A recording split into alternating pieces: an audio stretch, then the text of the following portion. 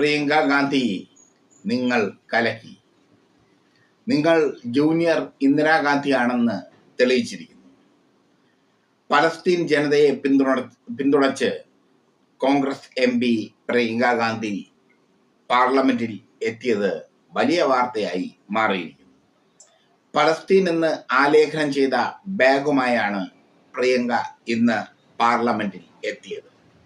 ഗസയിൽ ഇസ്രായേൽ നടത്തിയ കടന്നാക്രമണത്തിനെതിരെ പ്രിയങ്ക കന്നിപ്രസംഗത്തിൽ ശബ്ദം ഉയർത്തിയിരുന്നു. പലസ്തീൻ എന്നെഴുതിയ ബാഗിൽ രാജ്യത്തിന്റെ ചിഹ്നങ്ങളും ഉൾപ്പെട്ടിരുന്നു. പലസ്തീനോടുള്ള ഐക്യദാർഢ്യ സൂചകമായ തണ്ണിമത്തന്റെ പടവും ബാഗിൽ ഉൾപ്പെടുത്തി പ്രിയങ്ക ഗാന്ധി. ബാഗാണ്.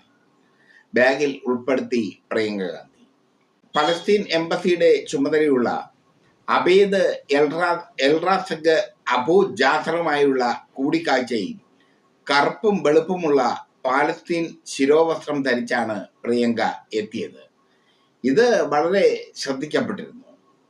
പലസ്തീൻ പ്രശ്നത്തിൽ ഇന്ത്യ നേതൃപരമായ പങ്ക് വഹിക്കേണ്ടതുണ്ടെന്നാണ് പ്രിയങ്ക ജാസറിനോട് പറഞ്ഞത്. എന്തായാലും പ്രിയങ്ക ഗാന്ധിയുടെ പാർലമെന്റ് രംഗപ്രവേശം ഓരോ ദിവസവും വാർത്തയായി മാറുകയാണ്. പലസ്തീനിൽ ഇസ്രായേൽ നടത്തുന്നത് വംശഹത്യയാണ്. ഒരു വിഭാഗം ജനങ്ങളെ കൊന്നൊടുക്കുന്ന വംശഹത്യ. അതിനു നേർക്ക് ഗസയിൽ ഹമാസ് ചെറുത്തുനിൽപ്പ് നടത്തുന്നു. ഹമാസിന്റെ ചെറുത്തുനിൽപ്പുകളൊക്കെ ശ്രദ്ധേയമാണ്. ഗസയിൽ ഹമാസ് നടത്തുന്ന ചെറുത്തുനിൽപ്പ് ലോകത്തിലെ ചെറുത്തുനിൽപ്പിന്റെ മാതൃകയായി മാറിയിരിക്കുന്നു.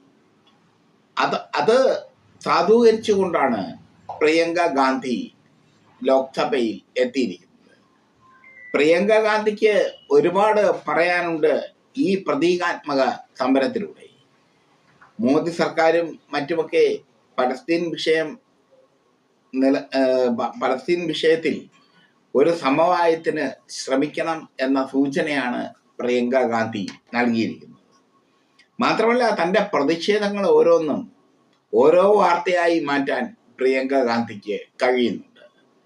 പ്രിയങ്ക ഗാന്ധിയുടെ കന്നി പ്രസംഗം തന്നെ മോദിയുടെ അടപ്പളക്കുന്ന പ്രസംഗമായിരുന്നു, പരിപ്പളക്കുന്ന പ്രസംഗമായിരുന്നു.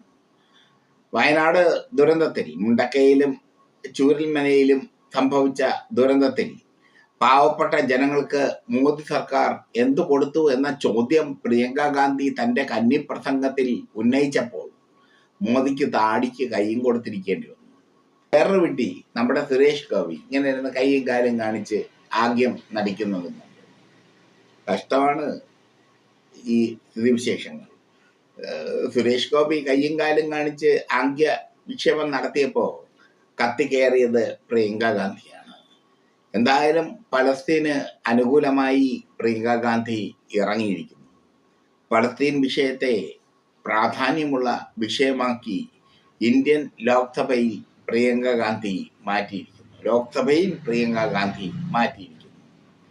പ്രിയങ്ക ഗാന്ധി കത്തിക്കയറുകയാണ് ലോക്സഭയിൽ.